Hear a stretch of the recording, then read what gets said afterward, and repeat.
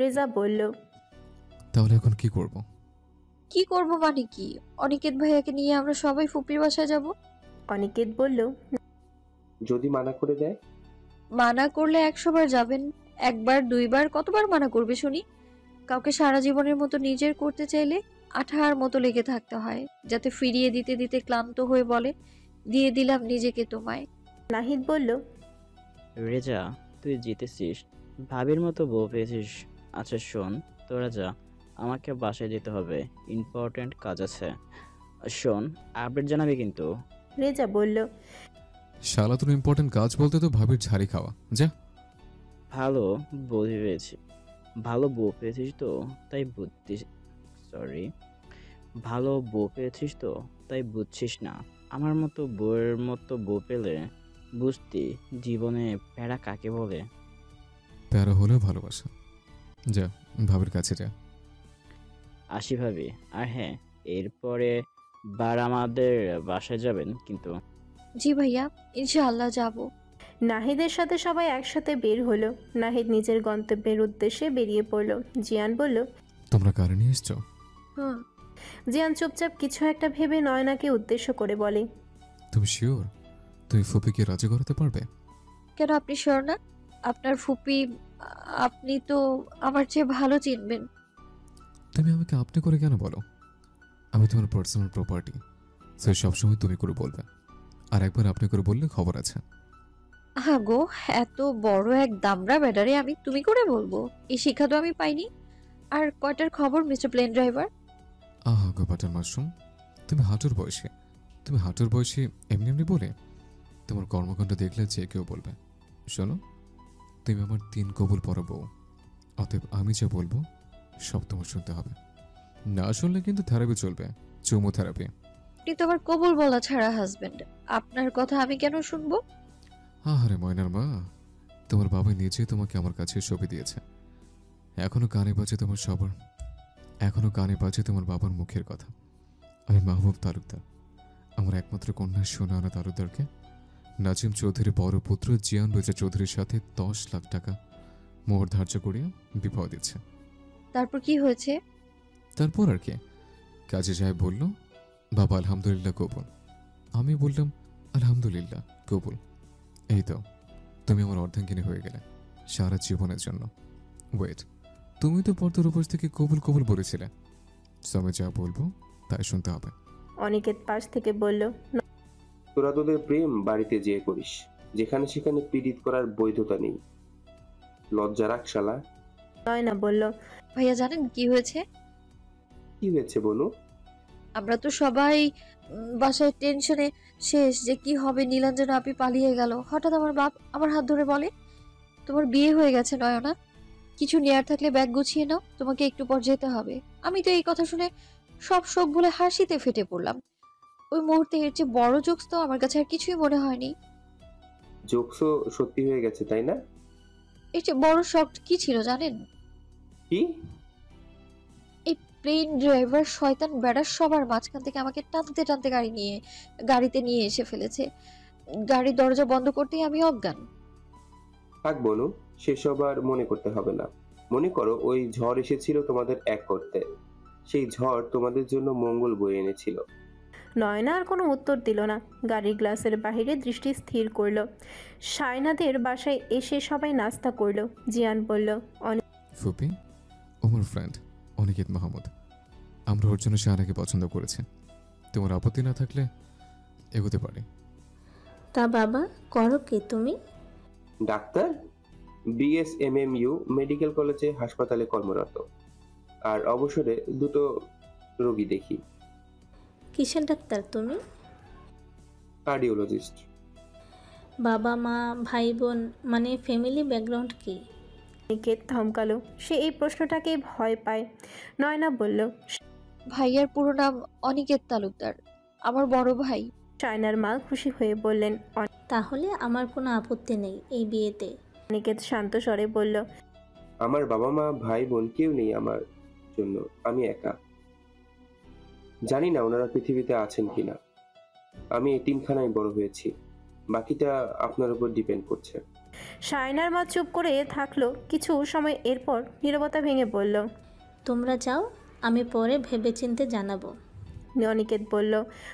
আপনার উত্তর না হলেও আমার বিন্দুমাত্র মন খারাপ হবে না। আমার সব আছে, কিন্তু পিতৃ পরিচয় নেই। এই সমাজে আমরা মূল্যহীন। আজ আসি, আন্টি কষ্ট দেওয়ার জন্য দুঃখিত। অনিকেত উঠে বের হয়ে গেল। জিয়ান নয়নাও পেছন পেছনে বের হলো। অনিকেত বলল। রেজা, তোর কাজ হয়ে গেছে, তুই বের হ। আর আমাকে সান্ত্বনা দিতে হবে না, বাস্তবতা মেনে নেওয়ার মতো ম্যাচুরিটি আমার আছে। নয়নাকে উদ্দেশ্য করে বলল। কিউটি বনু, তুমি কিন্তু লাকি গার্ল। রেজার ছেলে হিসেবে তো ভালোই, তবে হাজবেন্ড হিসেবে বেস্ট। সবসময় একে অপরের ছায়া হয়ে থেকো। সম্পর্ক মজবুত রাখে বিশ্বাস, ভরসা। কখনো এই দুটো হারাতে দিও না। অনিকেত চলে যেতেই জিয়ান নয়নাকে বলল। তাড়াতাড়ি চলো তো। আরে আমরা যাচ্ছি কোথায়? হানিমুনে যাচ্ছে। আগো মিস্টার প্লেন ড্রাইভার, আপনি হয়তো ভুলে যাচ্ছেন আপনার প্লেন আপনাকে ড্রাইভিং করতে ডাকছে। সো তার কাছে ছুটে যেতে হবে, তো সে খেয়াল আছে? দরকার পড়লে তোমাকে সাথে করে নিয়ে যাব। হানিমুন হবে বিমানের ককপিটে। আহা গো, শক্ত কম না? শখ কম হবে কেন? শখ তো বহুত।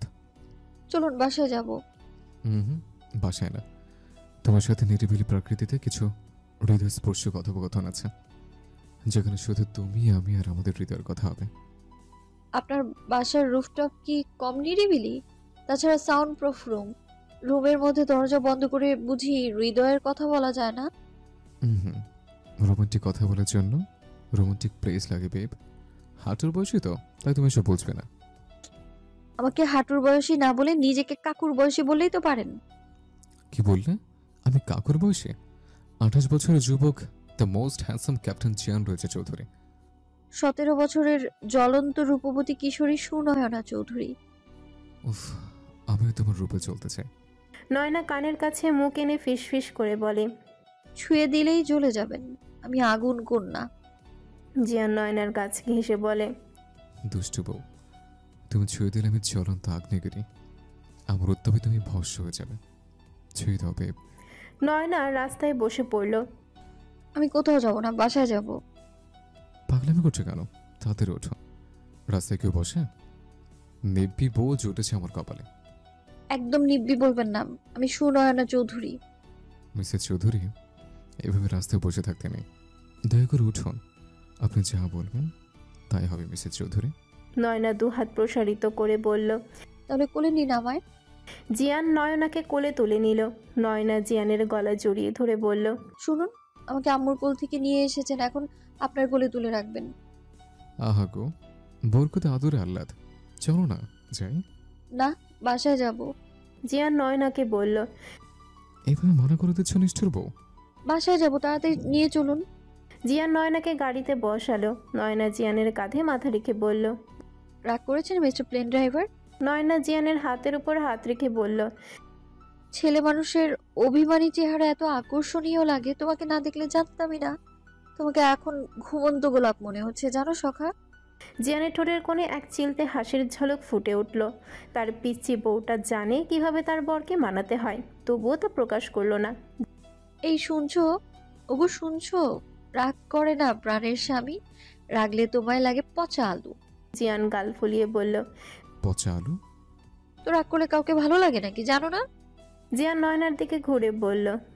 কে বলেছে রাগলে কাউকে ভালো লাগে না? এক হাটের বসে পিছিয়ে আছে, যে রাগলে তাকে স্ট্রবেরি লাগে, মনে হয় টুপ করে খেয়ে ফেলে। নয়না জিয়ানের চুল এলোমেলো করে দিয়ে বলল। তোমার চুলগুলো এলোমেলো থাকলে বেশি হ্যান্ডসাম লাগে, মানে মেসি হেয়ারে মানায় বেশি। জিয়ান নয়নার হাত ধরে বলল। এই প্রথমে কেউ পাইলট রয়েছে চৌধুরী হেয়ার টাচ করার সাহস করেছে। হ্যাঁ মিস্টার প্লেন ড্রাইভার, এটা তৃতীয়বার আমি তোমার মাথায় হাত বুলিয়েছি। বলতে পারো এটা আমার ফেভারিট কাজ। তো মিসেস চৌধুরী, তুমি কেন আমার সাথে রিসোর্টে যেতে রাজি হচ্ছ না? আমার ইচ্ছে করছে তোমাকে বাসায় নিয়ে জড়িয়ে ধরে ঘুমোতে, ইচ্ছে করছে তোমার বাহুতে নিজেকে হারিয়ে ফেলতে। জিয়ান নয়নার কানের কাছে মুখ এনে ফিস করে বলল। বুঝেছে। মিসেস চৌধুরীর আদর আদর ফিল হচ্ছে। ইস, বাসায় ঢুকে সোজা কোলে তুলে বেডরুমে নিয়ে যাব। নয়না লজ্জা পেয়ে চোখ বন্ধ করে নিল। জিয়ান নয়নার চোখের উপর ফু দিয়ে বলল। লজ্জায় রাঙা বউ আমার। গাড়ি এসে থামলো চৌধুরী ম্যানশনের সামনে। নিজের রুমের বারান্দায় দাঁড়িয়ে তাকিয়েছিল জাহিন। হাত বাড়িয়ে ম্যারিনোকে ধরে কোলে তুলে নিল। ম্যারিনোর কথা মনে পড়ায় মন মলিন হয়ে গেল জাহিনের। ম্যারিনো মারা গেছে তার একটা ছোট ভুলে। এই যে ম্যারিনোর মতো দেখতে বিড়ালটা তার কাছে আছে, তাকে কেন এতটা আপন লাগে না? আচ্ছা, মানুষ তবে কেন বলে চেহারা দেখে ভালোবাসা হয়? এই যে একই চেহারা, তবুও মন পড়ে সেই পুরনো ম্যারিনের জন্য। জাহিন হঠাৎ খেয়াল করল জিয়ান নয়নাকে কোলে তুলে নিয়েছে। জিয়ানের হাত নয়নার কোমরে, শাড়ি কিছুটা সরে গিয়ে কোমরে কিছু অংশ দেখা যাচ্ছে। জাহিন হঠাৎ বিড়ালটাকে ধাক্কা দিয়ে ফেলে দিল। দ্বিতীয় তলা থেকে বিড়ালটা পড়ে ম্যাও ম্যাও করে উঠল। নয়না ভয়ে চিৎকার দিয়ে জিয়ানের গলা শক্ত করে জড়িয়ে ধরল। জিয়ান নয়নাকে কোল থেকে নামিয়ে ম্যারিনো ভেবে নতুন বিড়ালটাকে কোলে তুলে নিল। কিন্তু বিড়ালটা কেমন অপরিচিত লাগছে। নয়না জিয়ানের শার্ট ঘামচে ধরে বলল, আমি বেড়াল ভয় পাই, ছাড়ুন ওকে। ওর নাম ম্যারিনো, জাহিনের আত্মা। সে যাই হোক, নামান। জিয়ান একজন সার্ভেন্ট ডেকে ম্যারিনোকে তার কাছে দিয়ে বলল। ম্যারিনোকে ওর সঙ্গীর কাছে দিয়ে আসুন। জাহিন রুমে এসে একসঙ্গে দুটো সিগারেট ধরালো। সিগারেটের ধোঁয়ার সঙ্গে উড়িয়ে দিল তার উদ্ভট সব ভাবনা চিন্তা। সে জানে না তার কি চাই, সে জানে তার জিনিস তার ফিরিয়ে চাই। জাহিন দুটো সিগারেটের ধোঁয়া টেনে বলল, যা আমার তা হয়তো আমার থাকবে, নয়তো আর কারো হতে পারবে না। জিয়ান বাসায় এসে সোজা মিতা বেগমের রুমে ঢুকলো। মিতা বেগম তখন নামাজ শেষ করে সবে তাসবিহ নিয়ে বসেছেন। জিয়ান ডাকলো। আম্মু, আসবো? মিতা বেগম ঘাড় বাঁকিয়ে বললেন, অনুমতি নিতে হবে না, আয়। জিয়ান এসে মিতা বেগমের কোলে শুয়ে পড়ল। মিতা বেগম জিয়ানের মাথায় হাত বুলিয়ে বললেন, কিরে খোকা, কিছু বলবি? কিছু না বলে তোমার কাছে আসা যাবে না? মায়ের কাছে আসতে সন্তানদের কোনো কারণ লাগে না, তবেও আমি জানি তুই কিছু বলবি। আম্মু, আমি তো কাল চলে যাব। নয়নাকে দেখে রাখো, ও খুব সেন্সিটিভ মেন্টালিটির। বাসায় যেতে চাইলে যেতে দিও, বাবা যেন বাধা না দেয়। তোর বাবা রাগী স্বভাবের, যদিও এটা তোদের বংশগত, তবে মনটা একদম কোমল। সে নয়নাকে খুব স্নেহ করে। নয়না দরজায় এসে বলল। আম্মু আমাকে আদর দেবে না? জিয়ান নয়নার দিকে ভ্রু কুঁচকে তাকালো। নয়নার পরনে তার টি শার্ট, যদিও গায়ে ওড়না জড়ানো। আয়, এদিকে আয়, তোকেই তো আদর বেশি করব। ছেলেটা তো চলেই যাবে, তারপর দুই মা মেয়ে মিলে সারাক্ষণ একসঙ্গে ঘুরবো ফিরবো। জিয়ান চট করে উঠে বলল। আম্মু, তাহলে এখন রুমে যাই। নয়না বলল। আজ আম্মুর সঙ্গে ঘুমাবো। জিয়ান চোখ রাঙিয়ে নয়নার দিকে তাকালো। মিতা বেগম নয়নার মাথায় হাত বুলিয়ে বললেন, নিশ্চয়ই অভিমান হয়েছে আমার ছেলেটার ওপর। আজ অভিমান ছেড়ে দে, ফিরে যখন আসবে তখন করিস। যা, তোর বউকে নিয়ে যা। জিয়ান নয়নার হাত ধরে রুম থেকে বের করে সঙ্গে সঙ্গে কোলে তুলে নিয়ে বলল, লজ্জা করো না? বড়ের আদর নাচে শাশুর আদর চাও, শুধু শুধু হাঁটুর বয়সে বলে? ছি, কি সব কথা, থাকবো না আমি আপনার সঙ্গে, চরম অসভ্য আপনি। একবার রুমে চলো, তারপর দেখাচ্ছি অসভ্যতা কাকে বলে। মেহেনুর মুখে হাত দিয়ে দেয়াল ঘেঁষে বসে পড়ল। চোখ দিয়ে গড়িয়ে পড়তে লাগলো নোনা জল। তার কপালে কেন ভালোবাসা নেই? আচ্ছা, নয়নার জায়গায় সে থাকলে তার জীবনটা নিশ্চিত রঙিন হতো। জিয়ান রুমে এসে নয়নাকে বিছানায় চেপে ধরে বলল, এবার বলো, আদর দাও চান? ইস, শখ কত, জীবনেও বলবো না। না বললে কিন্তু খবর আছে। বলবো না, না, না। নীলাঞ্জনা হাসপাতাল থেকে চেক আপ করে বের হয়ে রিক্সা নিল। গাড়িতে তার দম বন্ধ লাগে, তাই গাড়ি নিয়ে বের হয়নি। রিক্সা কিছু দূর এগোতেই লাবিব লাফ দিয়ে রিক্সায় উঠে পড়ল। রিক্সা থেকে নামো। তুমি আমাকে ভালোবাসতে, তবে ফিরিয়ে দিচ্ছ কেন? ভালোবাসতাম, তবে আমি থাকতে যার অন্য নারীর সঙ্গ প্রয়োজন হয় তাকে ভালোবাসা তো দূর, ঘৃণা করতেও ঘৃণা হয় আমার। নীলাঞ্জনা একদলা থুতু ফেলে বলল, ফেলে দেওয়া থুতু আর তোমার মধ্যে কোনো পার্থক্য নেই আমার কাছে। লক্ষ কোটি বার পায়ে ধরলেও ফিরিয়ে নেব না। গাড়ি থেকে না নামলে ওই যে সামনে পুলিশ বক্স, সেখানে গিয়ে চিৎকার করব।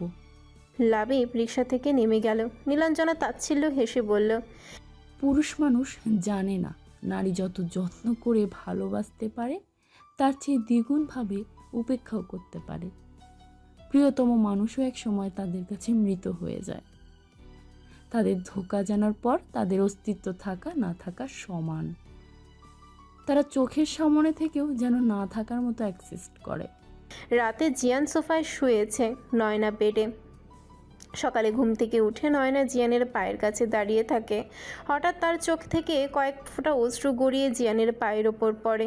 নয়নার সেদিকে কোনো ভ্রুক্ষেপ নেই, সে নিঃশব্দে কেঁদেই চলেছে। ছোট্ট একটা কথার জন্য এত অভিমান কেন হলো তাদের মাঝে? কেন সে সেটা নিজের মানুষের বুকে মাথা রেখে শুতে পারল না? নয়নার ভেতরে দগ্ধ দগ্ধ করছে রাতের ক্ষত। কেন জেদ করলো সে? নিজের ওপর মহা রাগ হচ্ছে তার। জিয়ান চোখ মেলতে দেখে নয়না দাঁড়িয়ে কাঁদছে। রাতের সব মান অভিমান ভুলে নয়নাকে জড়িয়ে নিল বুকের মাঝে। জিয়ানের স্পর্শে নয়নার কান্না যেন আরও বেড়ে গেল। হেঁচকি তুলে কাঁদতে লাগলো। প্লিজ কেঁদো না। সরি জান, সব দোষ আমার। প্লিজ কেঁদো না। জিয়ান বলে। জিয়ানের কথা যেন আগুনে ঘি ঢালার মতো নয়নার কান্নার গতি আরও বাড়িয়ে দিল। জিয়ান নয়নাকে বুক থেকে সরিয়ে তার থুতনিতে হাত রেখে বলে, জান, এই যে কানে ধরলাম, আর কখনো এমন আবদার করবো না যা তুমি অপছন্দ করো।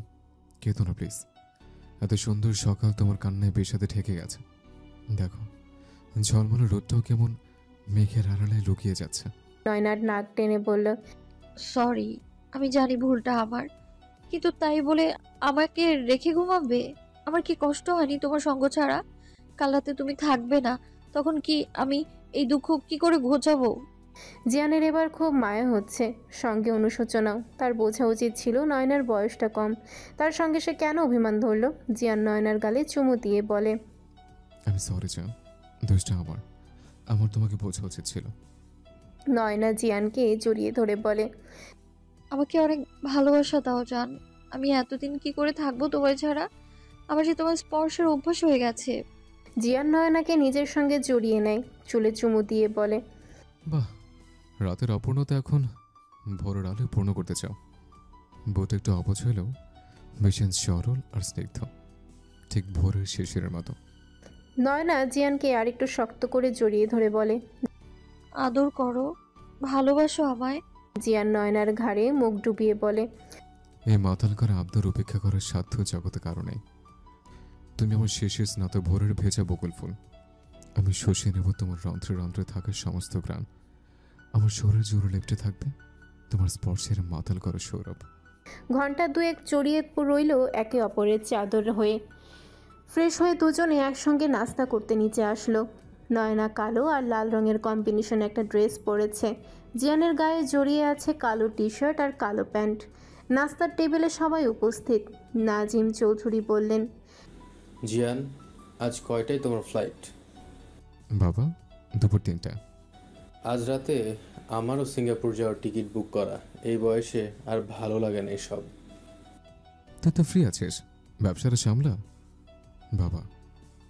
বাবার কত টানবে নাকার ঘাড়ে? ভাই, এসব প্যারা আমাকে দিয়ে হবে না। তার চেয়ে বরং পাইলটের জবটা ছেড়ে অফিস জয়েন করো, তাহলেই তো হয়। নাজিম চৌধুরী রেগে গেলেও রাগটা সংযত করে ফেললেন। শান্ত স্বরে বললেন, তোরা দুজন একই সঙ্গে পৃথিবীতে এসেও দুজন দুই মেরুর। জাহিনকে দেখলে মনে হয় আমি অতীতে নিশ্চিত কোনো পাপ করেছি, এই কারণে ও মানুষ হতে পারেনি। নয়তো এত ভালো পরিবার, এত সুন্দর পরিবেশে থেকেও এত অভদ্রতা কি করে শিখলো? জিয়ানের হওয়ার কথা ছিল সিঙ্গার, এত ভালো গান গাইতো ছেলেটা। ক্লাস 10-এ যখন পড়তিস তোরা, সেদিন জিয়ানকে বললাম, জানিস আমার অনেক শখ আমার ছেলে পাইলট হবে, আকাশে প্লেন চালাবে। জিয়ান তখন কি বুঝলো জানি না, জড়িয়ে ধরে বলল, অবশ্যই তোমার স্বপ্ন পূরণ হবে বাবা। জাহিন খাবার অর্ধেক প্লেটে রেখে উঠে চলে গেল। জিয়ান নাজিম চৌধুরীর কাঁধে হাত রেখে বলে, বাবা, নাহিদকে আমি আমাদের অফিসে জয়েন করতে বলবো। ওর সঙ্গে জোরে জোরে করে তো কোনো লাভ হবে না, জানোই, কারণ খারাপ কাজ তো করে না। চলুক ওর মন মতো, যতদিন চলতে চায়, একদিন ঠিকই নিজের দায়িত্ব বুঝে নেবে। সকালের নাস্তা শেষ করে জিয়ান নয়নাকে বলল, চলো, আমার কাছে কেনাকাটা করতে হবে। আপনি ওয়েট করেন, আমি রেডি হয়ে আসছি। আর কি রেডি হবে? তোমাকে মাশাআল্লাহ অনেক সুন্দর লাগছে।